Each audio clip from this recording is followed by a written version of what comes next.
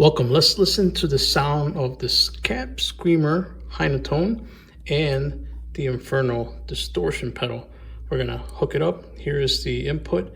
This is the output. It's gonna go into the Cab Screamer and out to the amp. We don't need a head, and we're gonna listen to the sound. Let's check it out.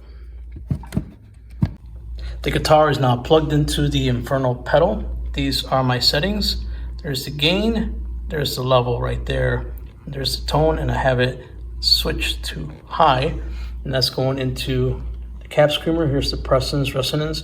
There's the level. This is going directly into the cabinet, and then there's the power. Power is on, and then we're gonna record all that coming out of that speaker right there using the Shure SM57, and then we're gonna go into the Zoom to capture that sound, and this is what it sounds like.